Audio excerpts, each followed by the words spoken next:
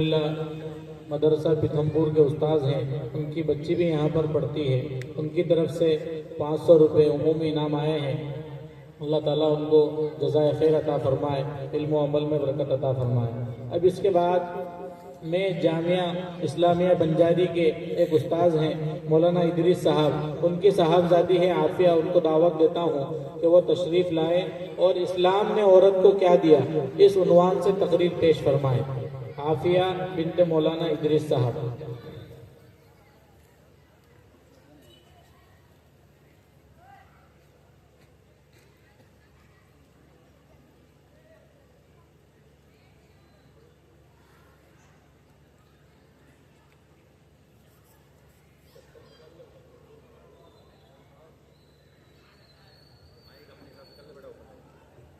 السلام علیکم ورحمۃ اللہ وبرکاتہ۔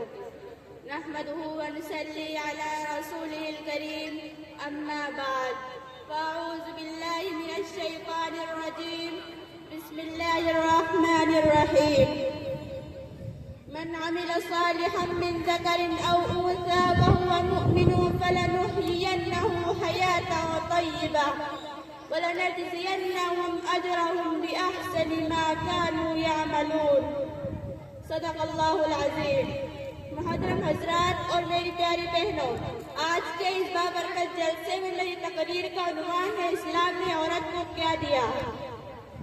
الہی ماں و بہنوں بیٹیوں کو دینداری دے، الہی ماں و بہنوں بیٹیوں کو دینداری دے، الہی نئی خود کو فصل بہار دے۔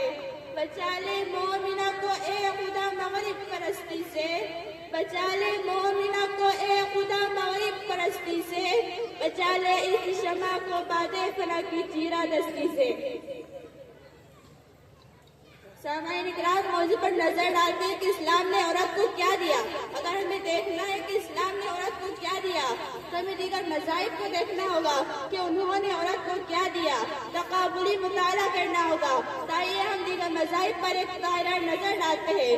سب سے پہلے ہندوستان پر نظر ڈالتے ہیں کہ مانو منو کی شریعت باپ شوہر یا دونوں کے فوت ہو جانے کی صورت میں علیحدہ عورت کو کوئی مستقل حق نہیں مانتی تھی۔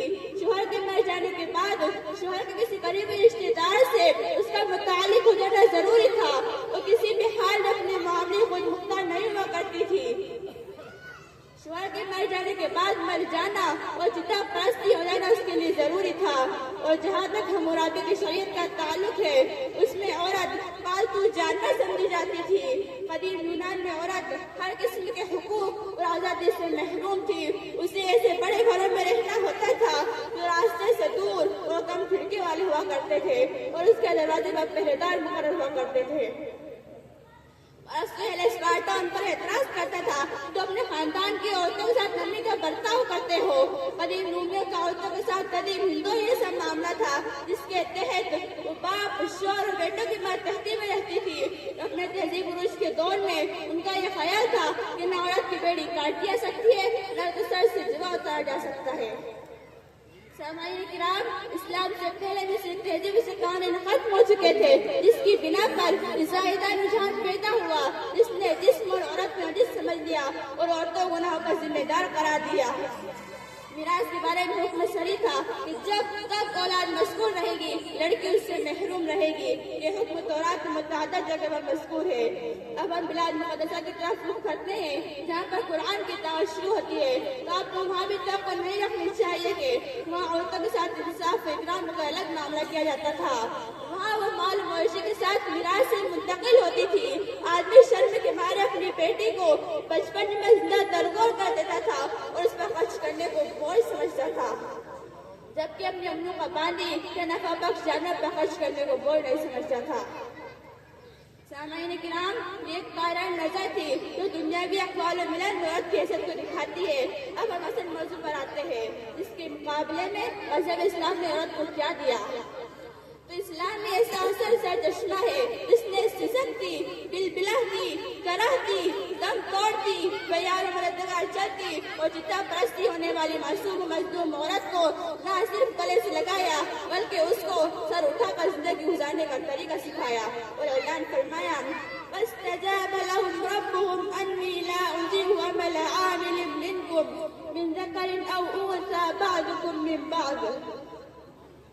ان کے رب نے درخواست قبول فرما لیا.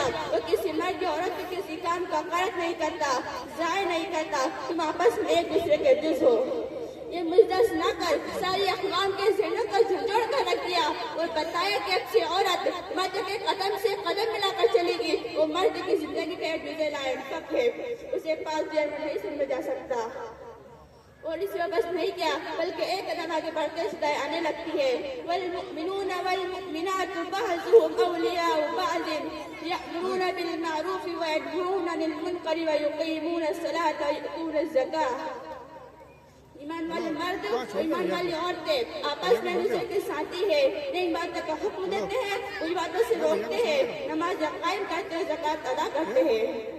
اس سے بھی صاف ظاہر ہوتا ہے کہ عورت جہنم میں دھکیلنے کی وجہ نہیں کی گئی ہے. اور اس کی صحیح تعلیم اور تربیت کی جائے, اسے ظلم زیادتی سے بری کر دیا جائے تو وہ نماز قائم کر سکتی ہے, زکوٰۃ ادا کر سکتی ہے. اور اگر اسے مال و دولت کے میدان میں آگے بڑھنے کے مواقع فراہم کیے جائے تو وہ غریب مساکین کی مدد کے دروازے کھول سکتی ہے. اور یہی نہیں, اگر اسے بنا کر سوار دیا جائے تو وہ مرد کو جنت کا حقدار بنا دیتی ہے.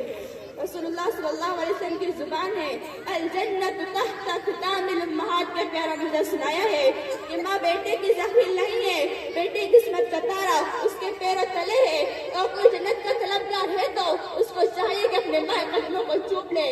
ماں کے آنچل کے سائے میں اسے جنت کی بشارت دی گئی ہے.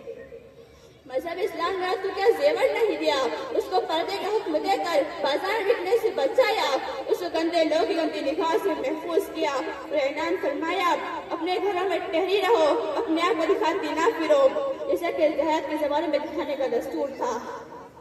مذہب اسلام نے اس کی عزت کا آبرو کی یاد دہانی کراتے ہوئے بتایا کہ بازار بکنے کا سامان نہیں ہے, اس کی جنت اس کے گھر کی 4 دیواری ہے.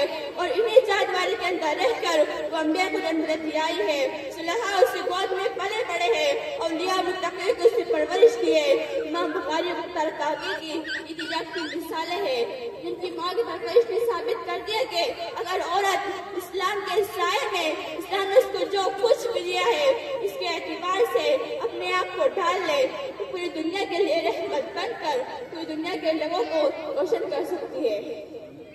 سامعین کرام, خلاصہ یہی ہے کہ یہ سب باتیں عورتوں میں ہمت, پرداری, خود اعتمادی, جدید نفسیات کی اصطلاح میں انہیں احساس کمتری سے دور رکھنے کے لیے بہت کافی ہے. اور انہی تعلیمات کے عقیدے میں رسول اللہ صلی اللہ علیہ وسلم کے بعد سے عصر حاضر تک مشاعر خواتین اسلام میں تعلیمات و تربیت, جہاد و مدائی کرنے والی ادیب مصنفہ, حافظ قرآن و حدیث کی راوی, عابدہ و زاہدہ اور معاشرے میں ان کی بڑی تعداد نظر آتی ہے.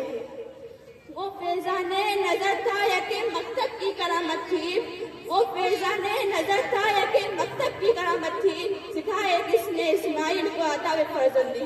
وما عین البلاء. ماشاءاللہ. اب اس کے بعد جیسا کہ آپ